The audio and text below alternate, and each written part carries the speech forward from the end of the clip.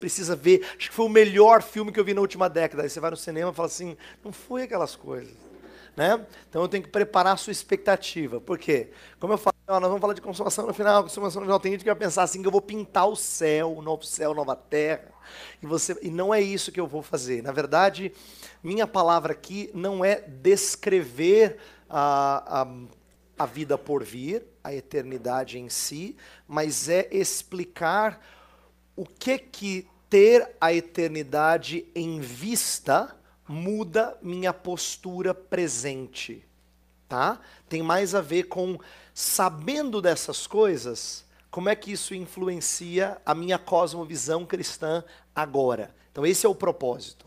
Então eu não farei descrição da vida por vir, nem do céu, que a gente chama de lugar do estado intermediário, isto é, onde a gente fica até que Jesus Cristo volte e consume todas as coisas, e nem do novo céu e nova terra, que é aquilo que encerra, consuma a história em si, tá? Então, vai ser, estou preparando suas expectativas para que você não venha a dizer ao final da palestra, puxa vida, achei que o pastor Heber ia escrever Apocalipse 23, 24, 25, só para você saber, esses capítulos não existem, tá?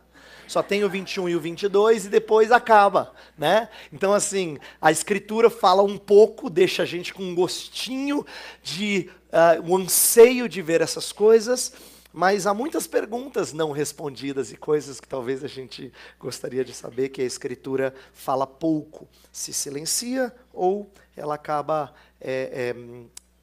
dizendo pouco. Mas ainda assim eu creio que o que ela diz é muito rico e suficiente para nós aprendermos que tipo de postura nós temos que ter agora. Eu quero começar lendo um texto, tenho feito isso praticamente todos os dias. A gente lê um texto no início que serve de base para aquilo que a gente vai falar. Não é uma exposição, eu tenho explicado isso sempre. Eu não pego um texto e prego sobre esse texto. Eu tenho pegado esse texto como amarrado ao tema que a gente está trabalhando. E o texto dessa manhã é Romanos capítulo 13, versos 11 a 14. Romanos capítulo 13.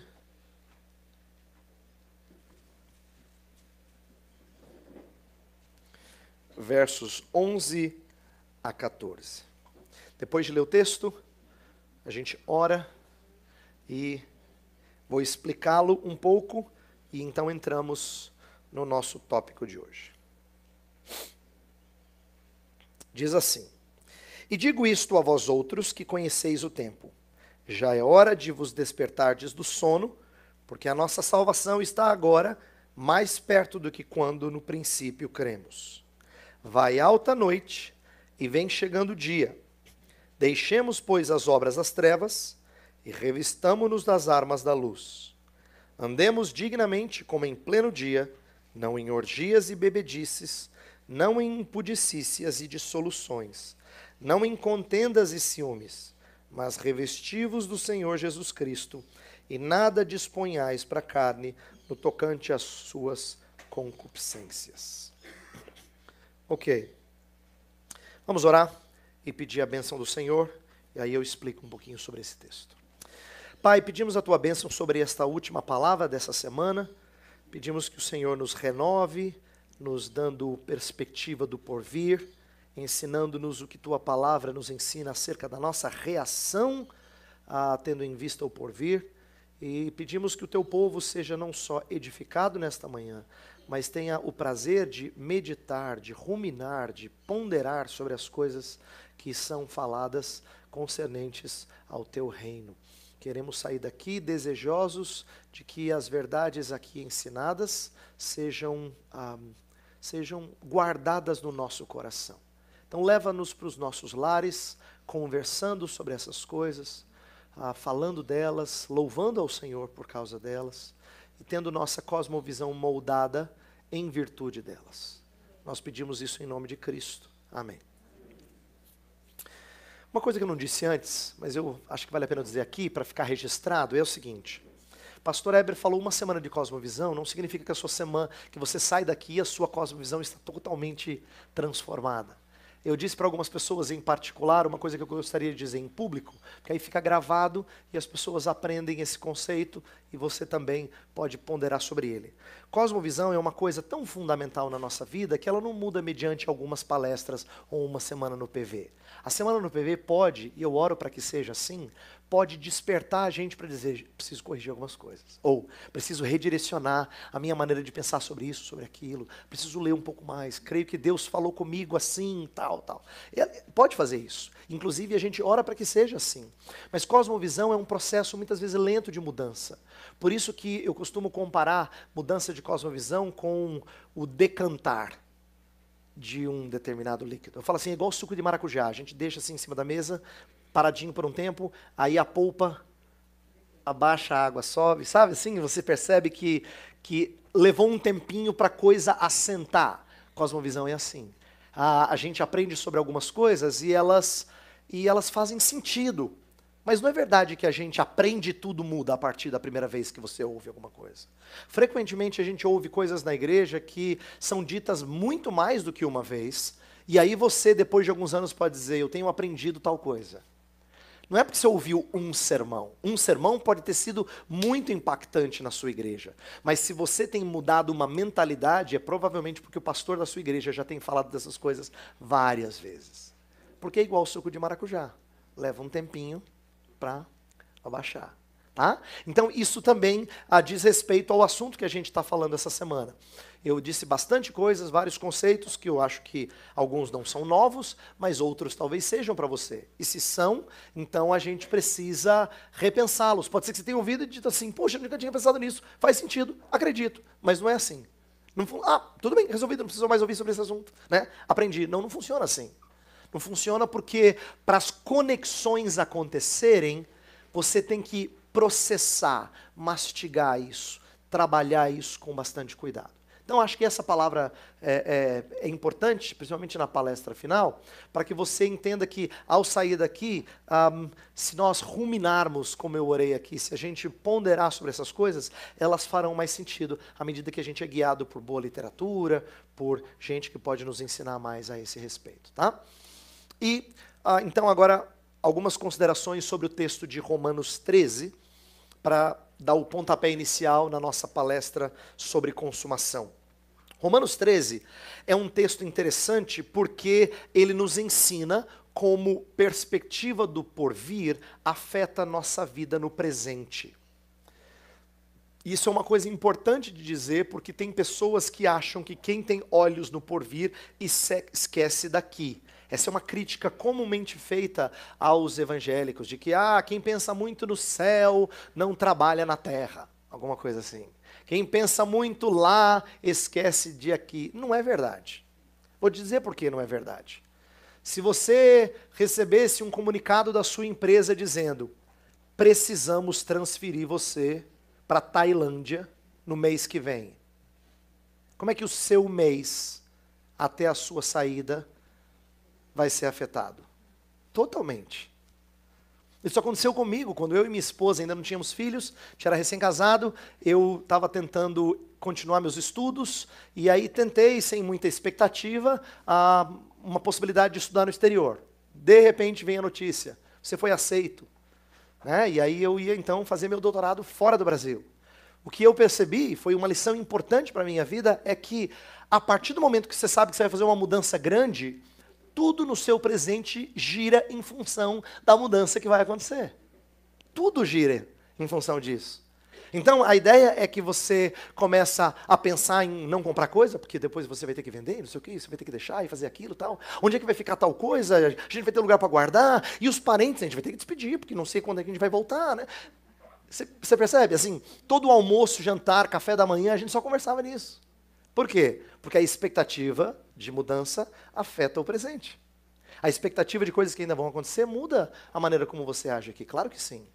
Então, o que eu quero ponderar nessa manhã é que a gente realmente reacenda a expectativa da consumação como parte daquilo que está no nosso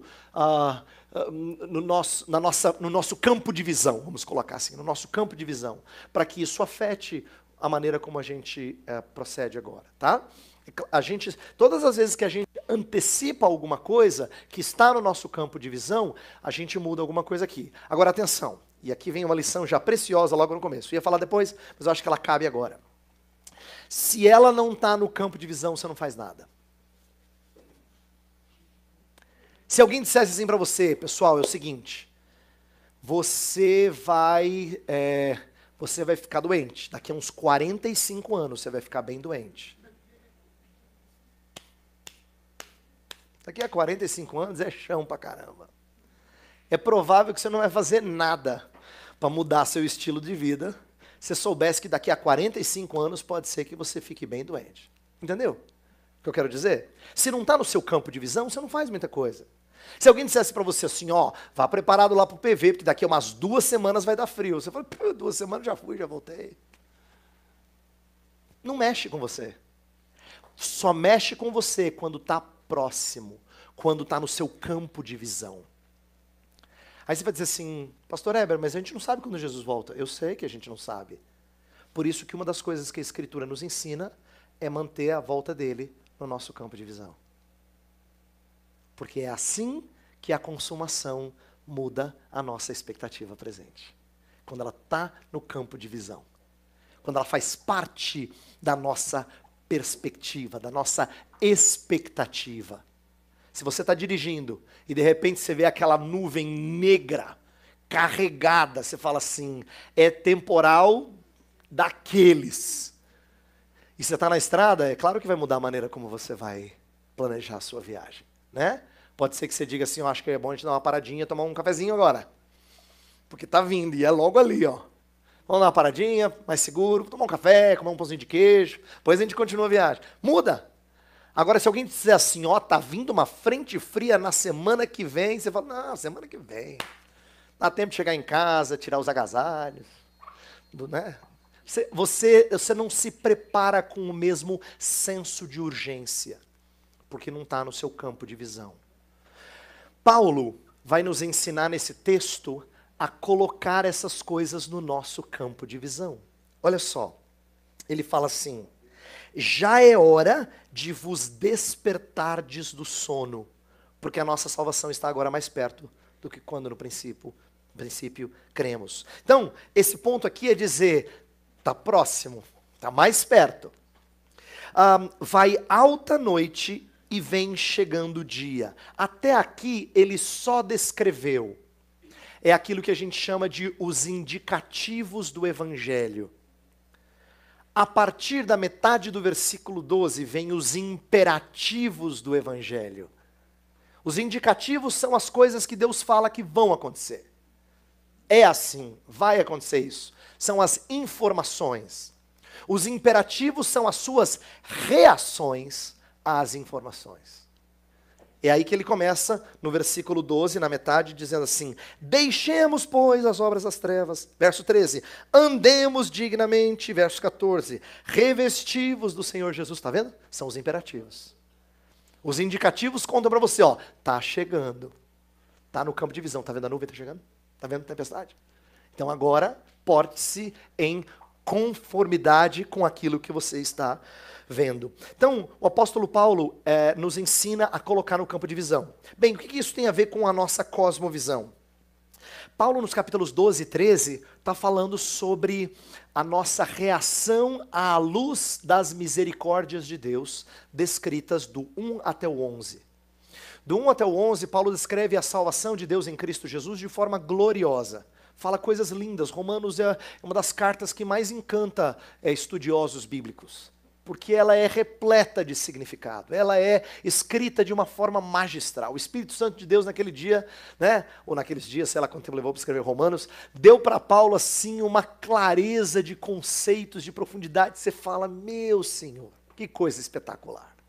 Aí no capítulo 12 ele fala assim, rogo-vos, pois, pelas misericórdias de Deus, quer dizer, à luz daquilo que a gente já aprendeu, então nós temos que andar assim. No capítulo 12 ele fala principalmente de vida eclesiástica e vida mais particular.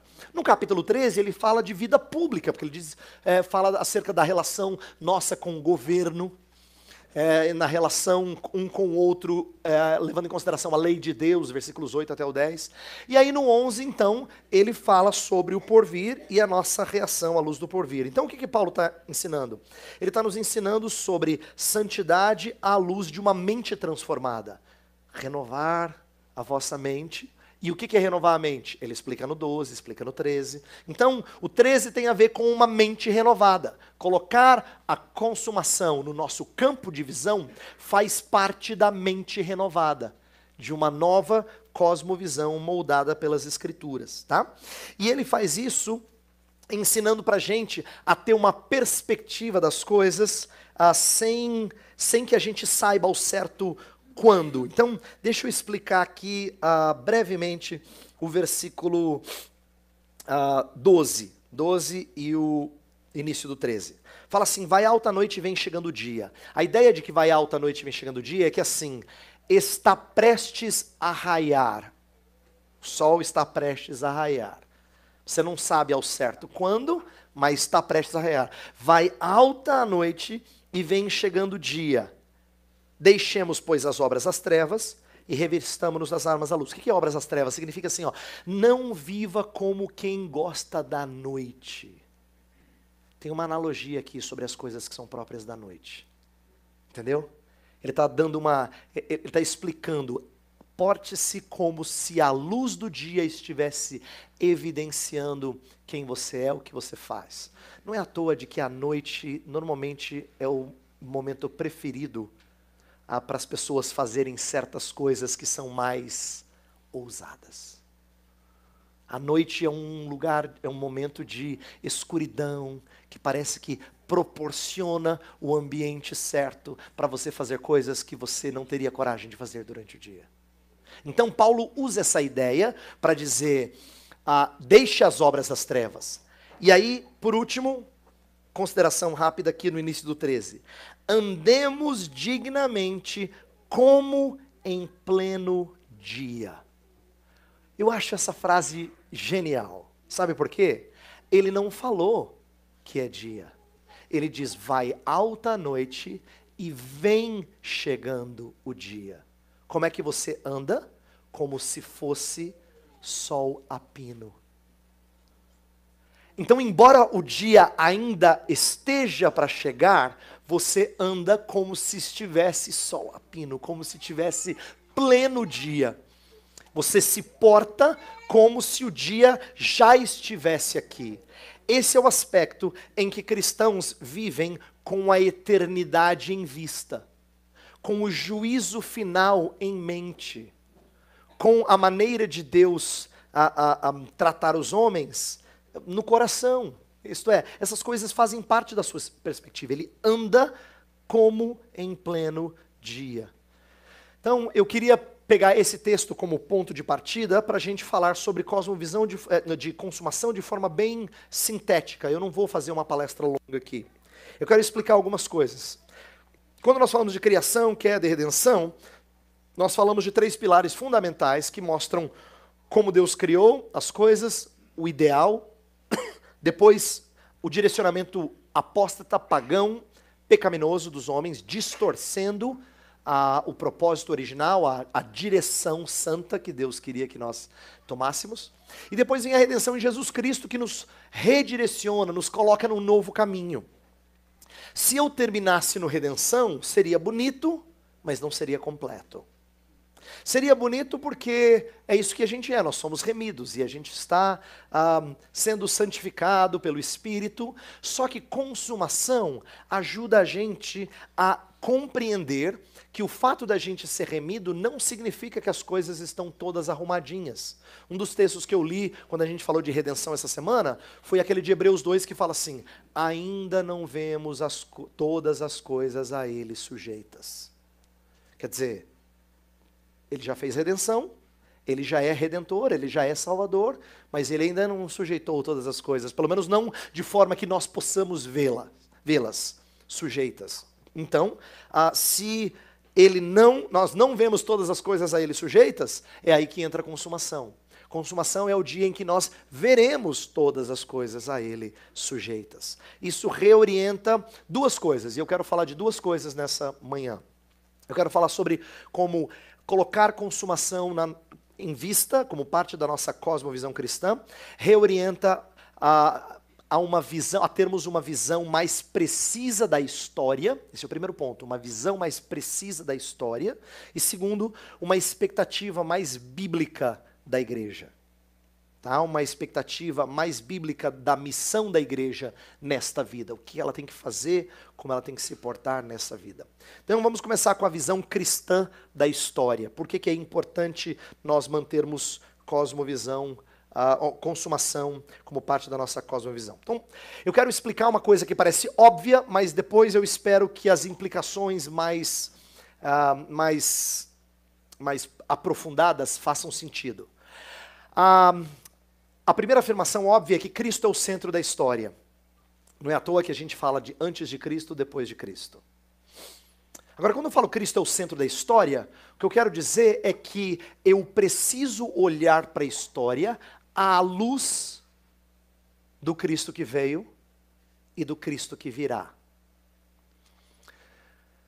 Continuando aqui para você ponderar, eu preciso ter a primeira e a segunda vinda como os grandes marcos da história.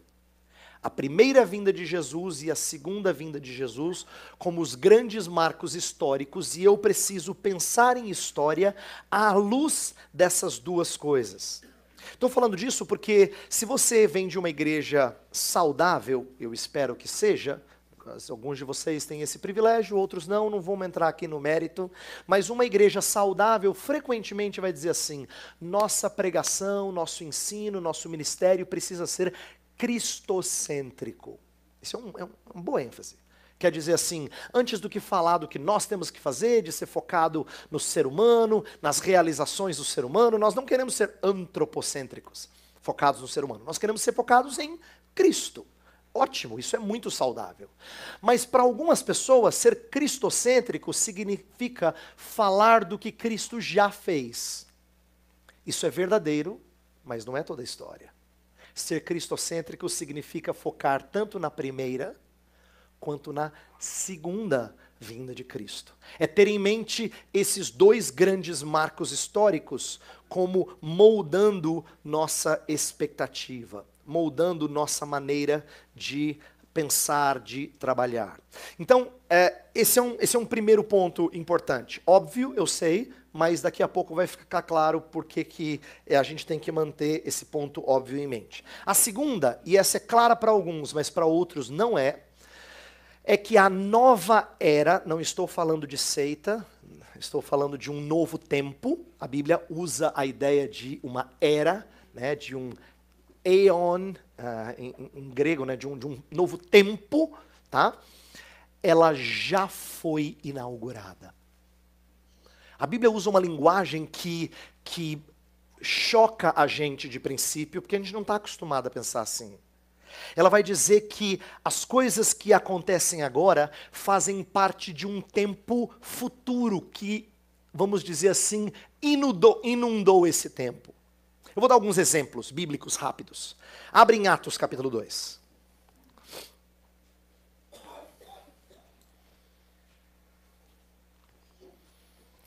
Atos capítulo 2.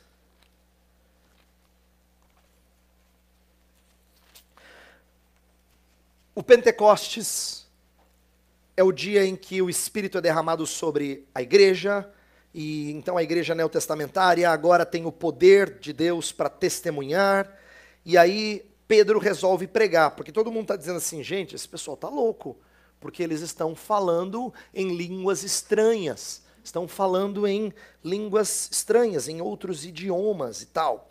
E aí versículo 14, Paulo diz, não, meus irmãos, não é isso não. O que está acontecendo aqui é o que profetizou Joel. Versículo 16, ele fala o que foi dito por Deus por intermédio do profeta Joel. Aí ele começa a citar Joel. E acontecerá nos últimos dias, diz o Senhor, que derramarei do meu espírito sobre toda a carne. Vossos filhos, vossas filhas profetizarão, vossos jovens terão visões, e sonharão vossos velhos. E aí continua. Bem, aqui ele está falando, o que Joel profetizou está acontecendo. Em outras palavras, aquilo que Joel disse que aconteceria é o que está acontecendo agora. É o derramar do Espírito. Se você pegar a sua Bíblia, segura aqui, em Atos 2, e for para Joel capítulo 2, Joel capítulo 2, versículo 28, e você começar a ler o texto e fala assim: e acontecerá depois que derramarei o meu espírito sobre toda a carne. Vossos filhos, vossas filhas profetizarão, vossos velhos sonharão, vossos jovens terão visões. Você vai ver que o texto é quase idêntico, mas não é idêntico. Porque Pedro mudou uma coisa.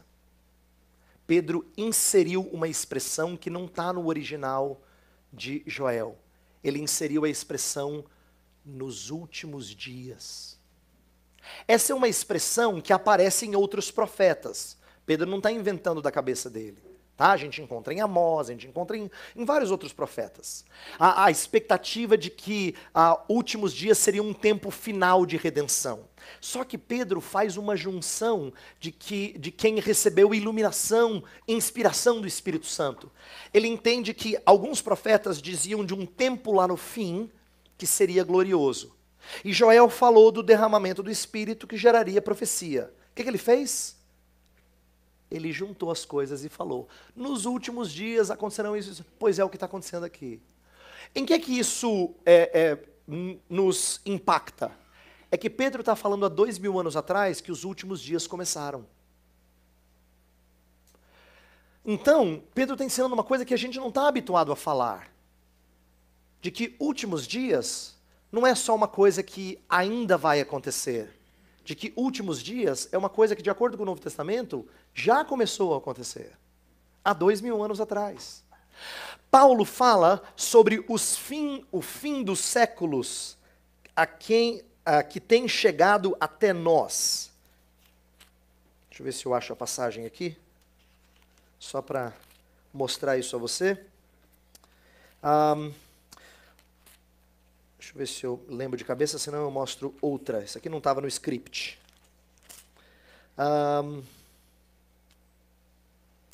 Pois eu acho. Paulo fala sobre o fim dos tempos que tem chegado até nós. João fala nos últimos dias haveriam... Paulo fala, a Timóteo, que nos últimos dias haveriam pessoas que abandonariam a fé, que ensinariam outras coisas, que nos dá a impressão de que ele está falando de um último tempo. Mas na verdade não é um último tempo, que ele está preparando Timóteo para aquilo que Timóteo iria enfrentar. Dá a impressão que ele está falando de uma coisa que ainda vai acontecer, mas na verdade Timóteo já estava enfrentando essas coisas, Paulo está preparando Timóteo. Mesma coisa acontece em 1 João, se você olhar para 1 João 2, versículo 18, ele fala assim, 1 João 2,18, abra sua Bíblia para você ver. 1 João 2,18, ele fala assim, filhinhos, já é a última hora. E como ouvistes que vem o anticristo, também agora muitos anticristos têm surgido. Pelo que conhecemos, que é a última hora. Olha a linguagem de João. Ele não fala assim, pessoal, quando vocês lerem a Bíblia em 2018, prestem atenção, está chegando. Ele não está escrevendo assim. Ele está escrevendo no primeiro século, dizendo, já é a última hora. Vocês ouviram falar que vem anticristo, não é? Já tem aparecido anticristos. Olha como é que João muda a mentalidade da maioria dos evangélicos, que pensa em última hora, ou últimos dias, ou fim dos séculos, lá na frente ainda. Ou mesmo que seja logo, mas que ainda não aconteceu. De acordo com o Novo Testamento, esse tempo já foi inaugurado. Se já foi inaugurado, então nós vivemos num tempo novo, num tempo diferenciado. Agora, onde é que os judeus foram surpreendidos? E aqui é legal você aprender. Vários estudiosos bíblicos dão testemunho disso. Os judeus tinham a expectativa de que quando a nova era chegasse, a antiga era seria eliminada. Por isso que eles esperavam o triunfo do Messias, politicamente falando, restauração de Israel, tudo certinho. Mas não foi assim que aconteceu.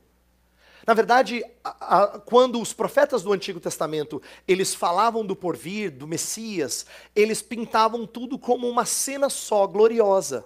Aí o Messias veio, Jesus Cristo veio, e aí ele subiu, e acabou. Não acabou. Mas uma das coisas que eles tiveram que aprender é que a primeira vinda de Jesus inaugurou uma coisa que já é real, mas não é completa. Então aquilo que não estava tão claro no Antigo Testamento vem a ficar mais claro com a primeira vinda de Jesus. De que a era messiânica, ela tem etapas, vamos dizer assim. Vem um primeiro momento que Jesus Cristo diz: se eu expulso demônios pelo poder do Espírito Santo, então o reino de Deus é chegado. Aí você fala, mas ele expulsava pelo poder do Espírito Santo. Então o reino de Deus já é chegado. Reino de Deus não é só uma coisa que virá. Reino de Deus já veio. Quando os discípulos perguntavam assim, mas espera aí, o reino de Deus está onde? O reino de Deus está dentro de vocês. O reino de Deus já é uma realidade. Ele ainda não vai acontecer. Ele já é real. Então, uma nova era foi inaugurada e a gente já experimenta alguns efeitos dessa nova dispensação, desse novo tempo, desse novo período. Só que não por completo. Por isso que eu mencionei numa outra fala essa semana e eu vou repetir aqui algumas dessas coisas. Se eu perguntasse para você assim, quem se considera filho de Deus? Aí todos, se não todos, a maioria de vocês levantaria a mão. Eu sou filho de Deus. Só que Romanos 8:23 fala que nós aguardamos a adoção de filhos. Nós aguardamos a adoção de filhos, a redenção do nosso corpo. O que isso quer dizer? Que pelo fato da gente não ter sido transformado por completo, a adoção ainda não é completa na nossa vida. A gente já é filho, mas ainda vai se tornar mais filho, se é que eu posso dizer isso, tá? Nós já temos vida eterna, mas a gente ainda padece os efeitos de morte física. O reino já veio, mas a gente ainda ora, venha o teu reino. Nós já somos santos, mas nós somos chamados para ser santos. Nós já somos nova criatura, mas a gente ainda aguarda novos céus e nova terra. A Bíblia está cheia de exemplos assim. Está cheia de exemplos assim. De que nós já temos algumas coisas que são reais, que são verdadeiras, mas não são completas. Então, a primeira e a segunda vinda de Jesus, elas moderam a nossa expectativa para a gente não pensar que a primeira vinda foi só assim, ensinamento bonito, mas que não fez muita coisa a não ser perdoar a gente dos pecados. Não, a primeira vinda já fez coisas gloriosas. Por exemplo, o derramar do Espírito permitiu que a igreja se expandisse universalmente de uma forma que antes era inimaginável. Né? Hoje a gente vê testemunhos do Evangelho chegando em várias partes do planeta, porque o poder do Espírito tem ido com a sua igreja e alcançado pessoas de toda tribo, povo, língua e nação. Mas não é completo. Ainda não é completo. Então, essas coisas devem moldar a nossa maneira de pensar. Moldar a forma como a gente trabalha aqui. Então, deixa eu voltar num ponto que eu falei quando a gente trabalhou com redenção, principalmente, mas em outras palestras até. Deixa eu voltar nela aqui. Tem evangélicos que pendem para um dos dois extremos, é isso que eu estou tentando corrigir. Tem evangélico que é pessimista demais, é aquele que diz assim, não, quando Jesus Cristo vai voltar, você vai ver, vai arrebentar com tudo, né? Agora o mundo tá indo à deriva, tá sem motorista, vai arrebentar o carro, mas quando Jesus voltar, você vai ver. E tem gente que diz o contrário, falando, não, desculpa, essa mentalidade é completamente errada. Jesus Cristo já veio, ele já fez coisas grandiosas e agora a igreja é a agente do reino neste mundo para tornar o evangelho conhecido e operar mudanças sociais e culturais que são honrosas a Jesus Cristo. Nós vamos ser instrumentos de transformação e parará, tal. É o otimista. É aquele que enxerga a igreja fazendo mudanças extraordinárias aqui e neste tempo, aqui e agora. E eu quero lutar contra os extremos do otimismo e do pessimismo, porque a gente não equilibra a linguagem bíblica de já e ainda não.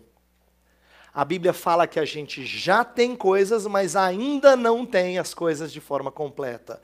Essas coisas precisam ser equilibradas. Quer ver? Eu quero dar um exemplo interessante do que eu aprendi sobre escatologia há um tempo atrás, que a Escritura me ensinou, e eu nunca tinha pensado nessa forma.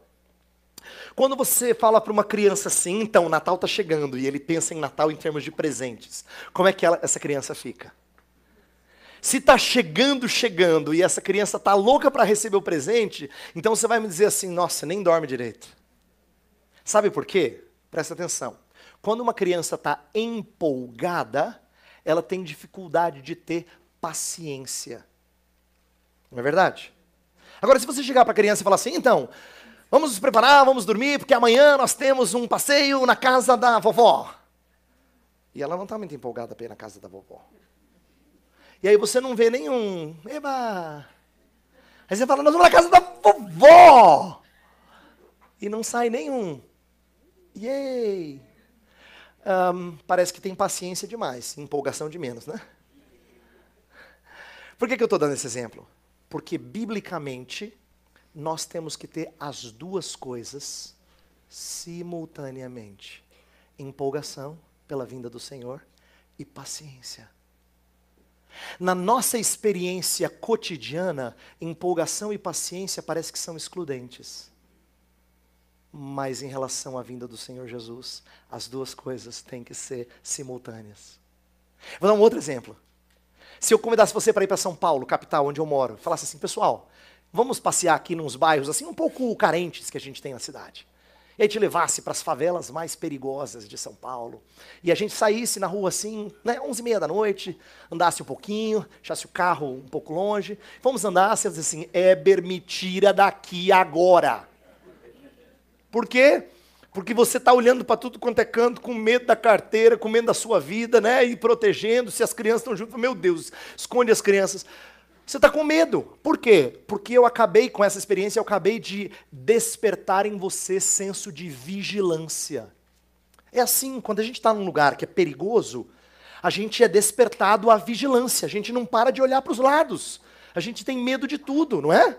Aí depois, para tranquilizar você, eu boto você dentro do meu carro e levo para o meu apartamento, a gente entra lá no prédio, é seguro, tem vigia e tudo mais, sobe lá no meu apartamento, coloco você no sofá e falo assim, relaxa. E aí você relaxa. Se você estivesse olhando na janela para ver se alguém ia subir e entrar, eu ia dizer, você é doido. Né? Você é doido, relaxa, senta no sofá, quer um café, quer alguma coisa? Aí você ia dizer, não, estou tranquilo agora, estou relaxado. Olha que interessante, de novo, na nossa experiência, ou você está em vigilância, ou você está relaxado. Né? Ou vigilância, ou segurança. O relaxado é sinônimo de que você se sente seguro. Olha que interessante, no Novo Testamento, a vinda de Jesus tem que despertar as duas coisas ao mesmo tempo. Você está plenamente seguro, ao mesmo tempo que você sempre vigia. Essas coisas são estranhas para nós, é o Evangelho de Jesus que consegue produzir isso em nós. Porque para nós, ou a molecada está empolgada, ou está com paciência. Ou o adulto está seguro e tranquilo, ou está vigilante, porque o senso de alerta está ligado. Nunca os dois, mas em relação à consumação, as duas realidades têm que estar presentes.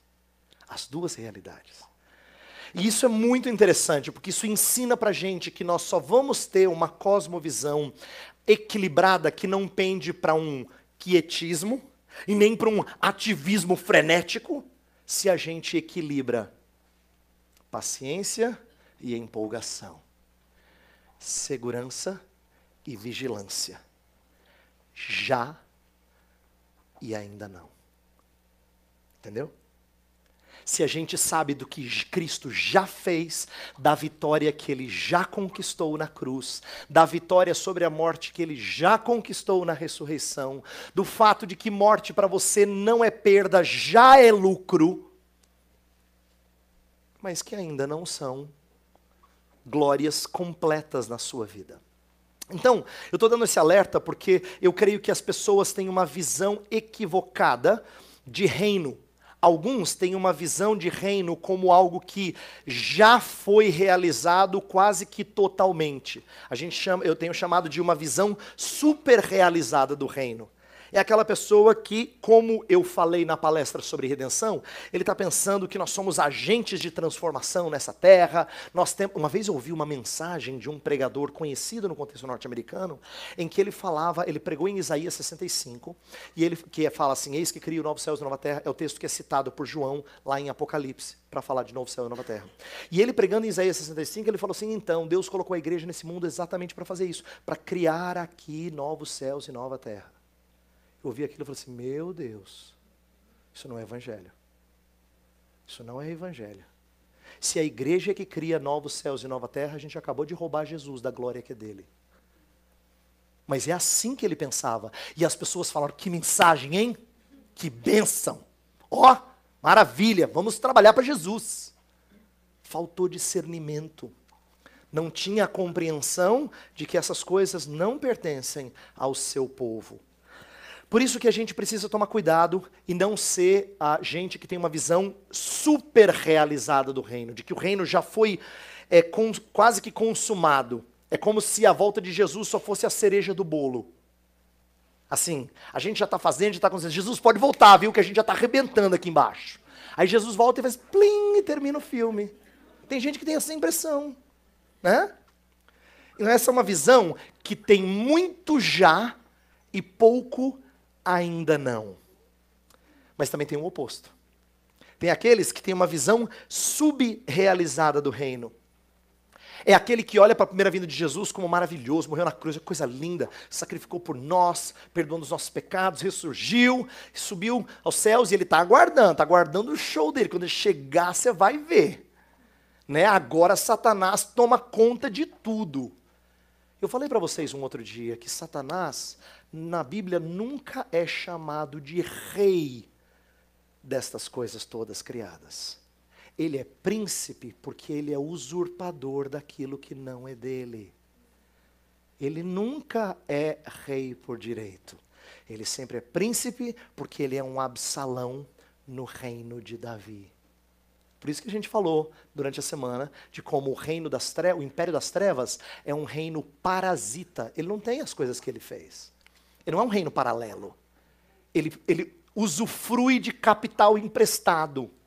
Ele pega aquilo que outro criou e ele chama que é dele. Você lembra Satanás falando para Jesus? Então, se curvares diante de mim, vou te dar todos. Olha que besta.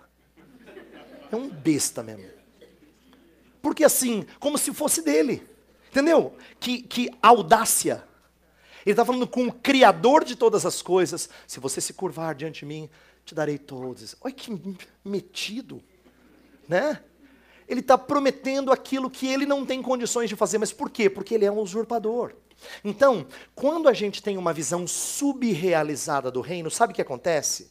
A gente cria a ideia de batalha espiritual como se Jesus e Satanás fossem mocinho e vilão, que nem filme de ação, e que tem aquela cena da luta final, que quem gosta de ação sempre espera a luta final. A luta final é a melhor.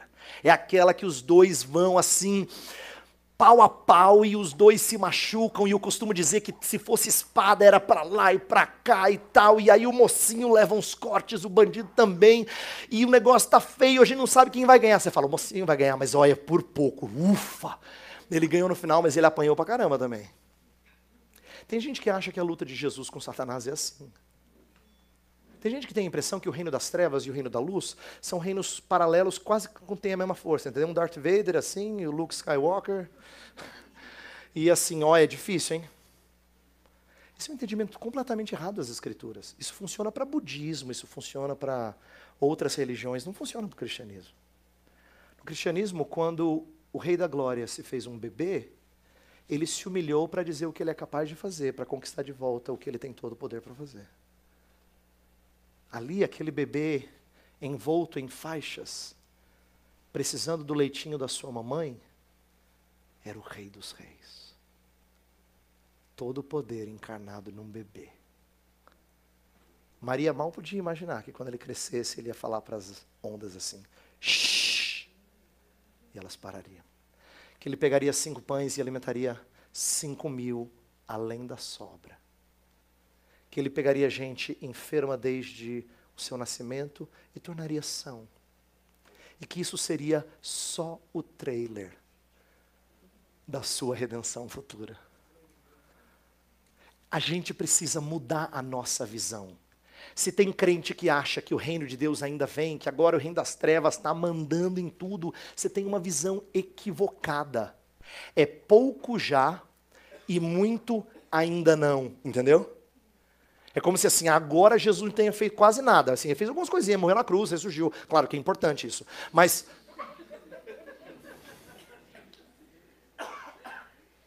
parece que é assim que as pessoas tratam. Parece assim que Jesus fez, é muito bonito, é muito bom, mas assim, Satanás está mandando ver, você vai ver. Jesus Cristo está lá, aguardando o tempo dele. Na hora que ele entrar, você vai ver. Mas ele ainda não entrou, ele está lá. Não, que isso? O que é isso? Sabe uma das coisas erradas que a gente perde de vista? É uma pena.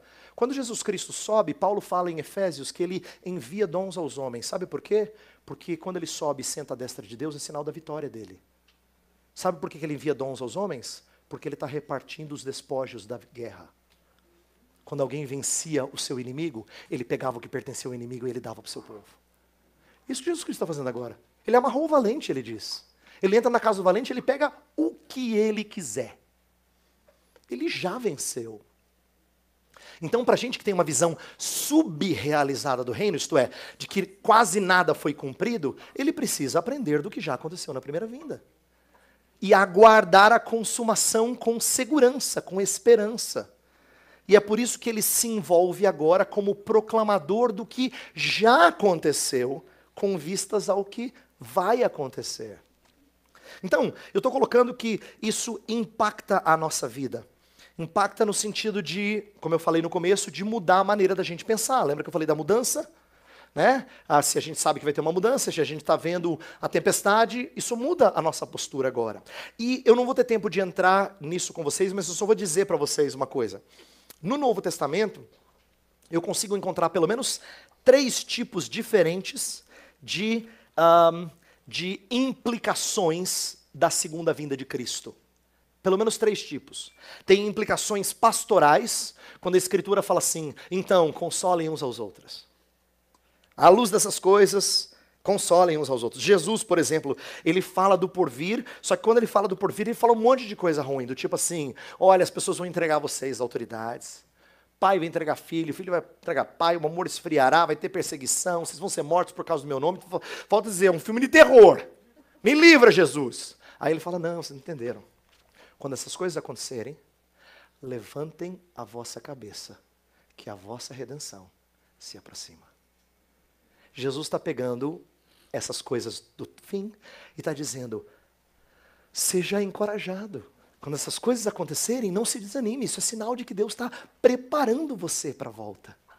Então ele anima, ele encoraja. Assim como o Novo Testamento também coloca implicações missiológicas. O que a igreja precisa fazer à luz do fim. E implicações éticas, que eu mencionei no começo, tem a ver com o texto de Romanos 13 que a gente leu, que é, à luz da vinda de Jesus, como é que a gente se porta agora em termos de santidade, de vida cristã.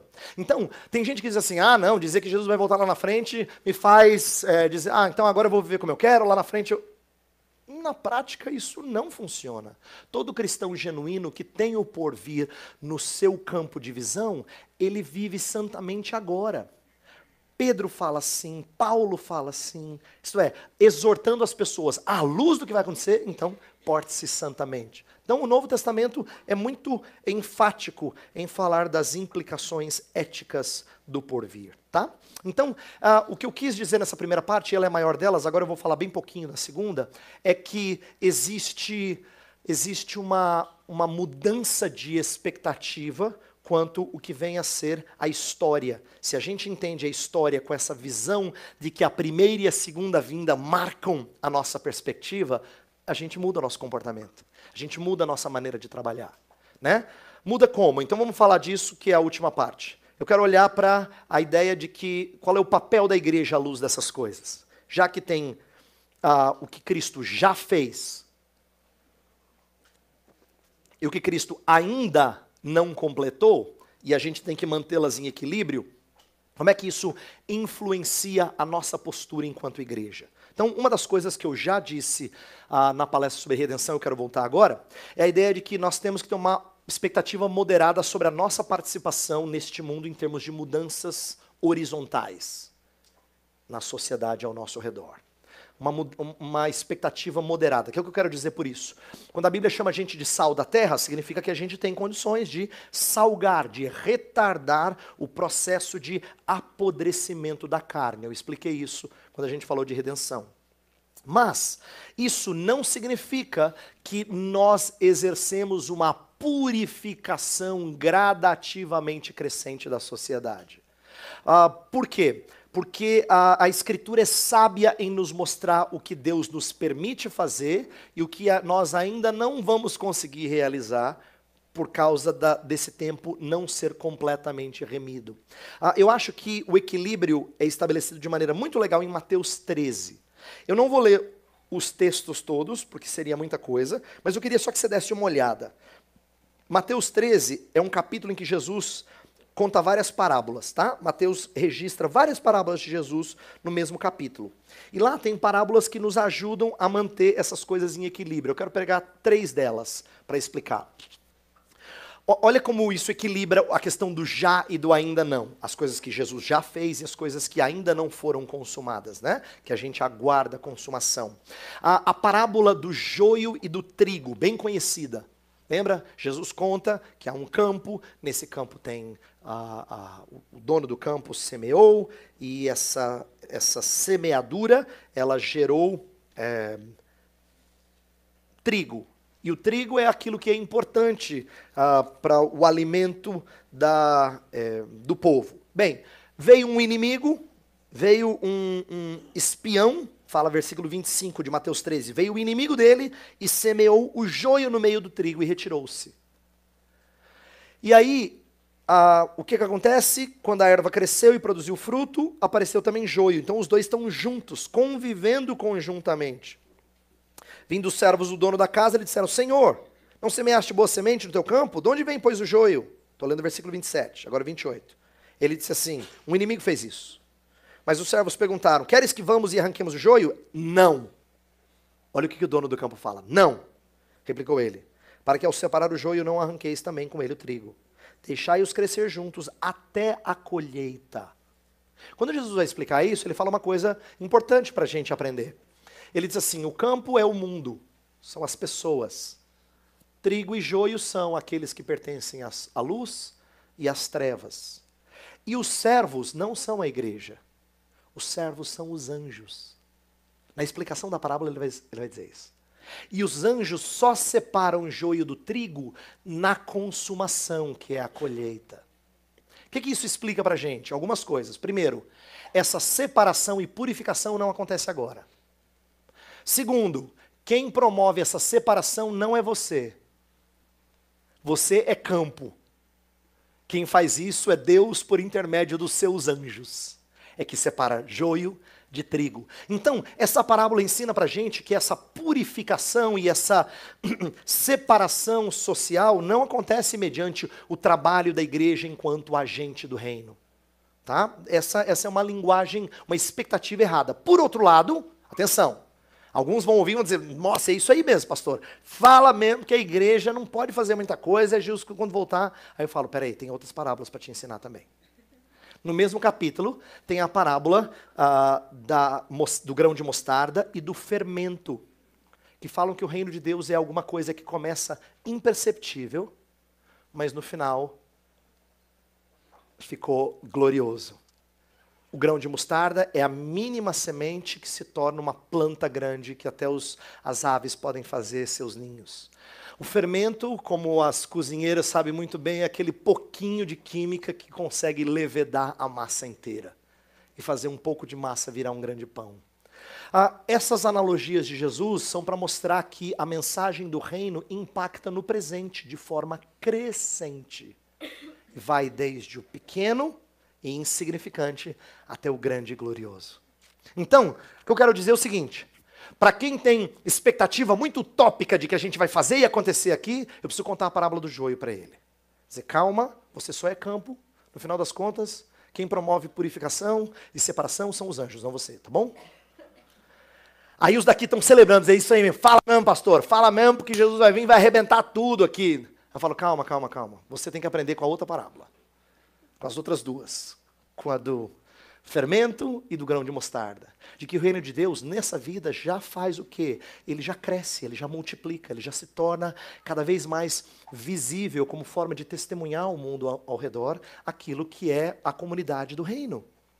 Então a gente precisa moderar as nossas expectativas, não esperando nem de mais, nem de menos, tá? Eu sei, eu já falei sobre isso, de que alguns esperam de que Deus vai fazer muito pela igreja, são aqueles que são triunfalistas, e às vezes o engajamento deles, o envolvimento deles com a cultura é até positivo, mas a expectativa deles, eu creio, é equivocada, não é bíblica. Porque Deus na consumação é que promove a extinção de todos os males ao nosso redor e a santificação dos costumes e do conhecimento humano. Então eu quero terminar assim, ó.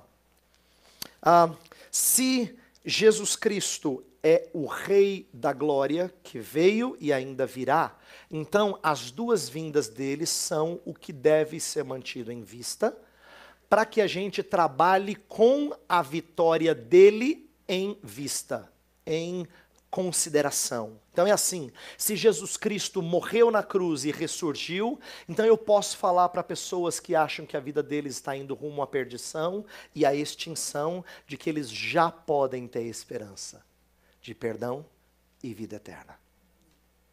Eu já posso falar disso. Mas quando as pessoas começarem a ficar abatidas, dizendo assim, mas que adianta crer em Jesus Cristo se no final das contas eu vou morrer igual? Eu falo, mas é que você acha que é só isso que Jesus fez? Ele ainda tem coisa que ele vai fazer. Ainda tem coisa que ele vai completar. E eu então ensinar às pessoas sobre as coisas que eles devem esperar. E ter isso no seu campo de visão de tal forma que você já muda a sua expectativa em termos de atividade. Você não fala que a gente vai construir novo céu e nova terra agora, é uma linguagem imprópria, mas você também não fica aguardando Jesus voltar como os de Tessalônica, que Paulo dá um puxão de orelha neles, porque tinha gente em Tessalônica que parou de trabalhar. Estava comendo na casa da tia. Ele falou, seu marmanjo vagabundo, trabalha, cara. Quem não trabalhar não come. Está lá em 2 Tessalonicenses. Essa é uma linguagem que as pessoas não entendem, elas acham que está sendo aplicada só para preguiça. Não é isso. É que como eles tinham uma expectativa errada do retorno de Cristo, eles disseram, de que adianta? Jesus vai voltar mesmo, vai acabar tudo. Então agora, vamos descansar, né? Assistir uma TVzinha aqui, Champions League, entendeu? Que isso? Paulo dá um puxão de orelha neles. Por quê? Ele vai mostrar para ele que muita coisa ainda vai acontecer. Tenha uma expectativa sadia de qual é a sua postura agora. Não seja alguém que cruza os braços. Nem seja um ativista frenético, como se o avanço do reino dependesse do seu muito esforço. Quero terminar com uma coisa que eu aprendi com o pastor Kevin DeYoung. Ele fala assim, tem muita gente que com boa intenção fala assim, nós devemos participar da construção do reino. Nós devemos aprender a edificar o reino. Eles assim, eu sei que as pessoas querem falar de serviço, mas construir e edificar é uma linguagem de atividade sua. Ele diz, não fale assim. Na Bíblia, todas as vezes que nos é ensinado alguma coisa sobre reino, os verbos que se aplicam a nós sempre são passivos. A gente entra, recebe, herda, vê. A gente nunca faz nada. É interessante, sabe por quê? Porque quem faz o reino crescer, quem inaugura e quem expande o reino é o rei. Eu quero dizer isso porque, eu quero terminar com essa ilustração, porque eu acho que é influenciado negativamente pelo conceito de democracia. Presta atenção no que eu vou dizer nesse último ponto. A gente acha que o reino depende de Jesus Cristo estar lá em posição de poder, como se a gente tivesse colocado ele lá. A gente tem uma visão errada. Ele não é rei porque a gente o votou rei. Não é democracia. Ele é rei porque o pai passou o trono para ele. Uma analogia de reinado. Ele é rei porque ele é herdeiro, não porque eu o coloquei lá. Então você nunca faz Jesus rei. Você nunca coroa Jesus rei. Se você já cantou, vem reinar em mim, ou a Cristo coroar, e eu queria que você entendesse que você não consegue fazer isso. Primeiro porque ele se faz rei. Você não pede para alguém ser rei. Isso é democracia. Na linguagem bíblica de monarquia, ele conquista o que é dele. E você acha bom. Porque você ama ser súdito do grande e bondoso rei. Assim como você não coroa ele, quem coroa ele é quem tem autoridade para coroá-lo. Pode perceber, em todas as histórias de monarquia, quem coroa sempre é quem tem autoridade. Quem passa a coroa é quem tem poder para fazê-lo. Por isso que eu não o coroo. Quem coroa é o Pai. Esse é um entendimento singelo, simples, de como a gente tem que mudar a nossa expectativa com respeito à glória do Rei dos Reis. Não é a gente que atribui glória a Ele. A gente só torna a glória dele conhecida. Não é a gente que coloca a coroa e tira foto dele. A gente só anuncia para as pessoas aquele que foi coroado. Coroado de glória e de honra. Pelo Pai. Por aquele que queria fazê-lo conhecido no meio dos homens. Então, isso muda a nossa maneira de enxergar o reino. Jesus Cristo não está fazendo o que ele já fez e o que ainda ele fará, porque eu estou colocando ele em poder de destaque. Eu votei Jesus para ser o meu rei. Não. Quando você estava nas trevas, morto, Jesus foi lá e alcançou você. E te deu vida e falou assim, quer vir? Você falou, claro que eu quero. Quando você estava morto, você era inimigo dele. Olha o que Jesus fez. Você era inimigo do reino dele. Ele te amou a tal ponto que ele mudou o seu coração e falou assim, agora eu quero que você seja embaixador. Você era inimigo de Estado. E ele transformou você em embaixador de Cristo. Olha só que coisa louca. Eu nunca vi um líder de Estado neste mundo pegar um Osama Bin Laden e fazer dele um embaixador. Nunca vi. Ninguém tem coragem. Só Jesus. Só Jesus tem coragem de fazer uma coisa dessas. De pegar um inimigo de Estado e de transformá-lo em embaixador. Representante do reino. Que coisa louca. Que coisa linda, espetacular, o que só o Rei dos Reis consegue fazer. A gente precisa ter nossa visão de reino mudada. Isso vai mudar a nossa expectativa enquanto nesta vida. E é sobre isso que eu quero orar para a gente encerrar. Ó Senhor, Tu és todo-poderoso. Tu és Criador dos céus e da terra. Um dia essas coisas foram deturpadas pelo inimigo e seus comparsas. E nós seguimos a má direção dele. Mas o teu amor é tão precioso. Tu enviaste o teu filho, que se fez homem, para conquistar aquilo que já era por criação dele. Para redimir, para libertar do império das trevas, das amarras do pecado, aqueles que ele criou. Nós te damos graças porque um dia nós fomos alvos desse amor. E o que ele já fez na sua primeira vinda é extraordinário. Mas não é tudo. Ele ainda há de fazer coisas gloriosas que nós só podemos imaginar. Nossa oração é que o Senhor nos ensine a viver aqui com a consumação no nosso campo de visão. Que a gente tenha uma postura que leva em consideração as coisas do porvir. Que tem o porvir influenciando nossas atitudes no presente. Ensina-nos a fazer isso, Senhor. Nós precisamos falar do retorno do Teu Filho Jesus, não só como uma doutrina, mas como uma realidade que nós aguardamos com ansiedade. Ensina o Teu povo a fazer isso. Faz com que eu e os meus irmãos tenhamos uma cosmovisão mudada por esse conceito de reino que nós falamos nesta manhã. Daquele que é soberano e conquista os seus súditos com amor. E lhes faz embaixadores do seu reino. Ensina-nos a falar dessas coisas. E a ter nossas expectativas moldadas por essas verdades. Essa é a nossa oração. Pedimos que o Senhor nos proteja no nosso retorno para os nossos lares. Que o Senhor nos ensine a ponderar sobre aquilo que nós aprendemos. Que nós sejamos desejosos de não só conhecer mais, mas de compartilhar o que tem feito sentido para nós. Ensina o teu povo a ser testemunha, não só para os de fora, mas inclusive para os de dentro, que talvez tenham uma cosmovisão ainda tão manchada por pensamentos pagãos, ainda tão dicotômica, tão falha na compreensão holística das implicações do Evangelho. Então ajuda-nos, Senhor, a amorosamente socorrer outros irmãos e irmãs, a pensarem de forma coesa, a amarem e a sentirem as coisas que combinam com o Teu Santo Evangelho. Oramos pelas igrejas aqui representadas, para que elas sejam também disseminadoras de uma boa mensagem. Que os pastores e líderes que aqui estão levem o Santo Evangelho para as suas igrejas e espalhem isso o máximo possível. Pedimos que os membros que aqui estão orem pelos seus líderes e sejam participantes dessa obra de fazer discípulos. Que o PV seja apenas um instrumento nas tuas mãos para incendiar corações daqueles que vão levar essa mensagem adiante.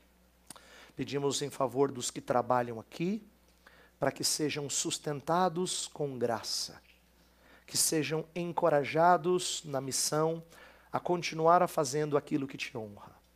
Às vezes terão momentos de desânimo, mas faze-os lembrar que o Senhor já é vitorioso. E eles anunciam como pessoas que são mais que vencedores. Quando eles perceberem que o êxito não parece ser tão grande, lembra-lhes que o Senhor ainda há de consumar todas as coisas. Amém. E é isso que precisa nos motivar nesta vida. Senhor, obrigado por essa semana.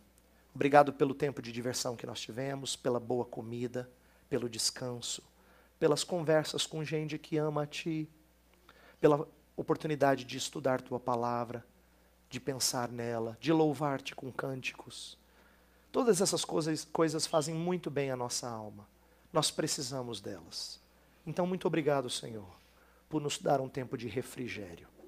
Agora nos anima, à medida que entramos nos nossos carros e voltamos para o nosso lar. Anima-nos, Senhor. Faze-nos voltar sem receio, sem amargura, sem decepção, mas animados por aquilo que nós ouvimos. Encorajados pelo Senhor que acompanha a Tua igreja na sua missão. Anima o Teu povo, alegra o Teu povo. É a nossa oração, em nome de Cristo. Amém. Obrigado, viu?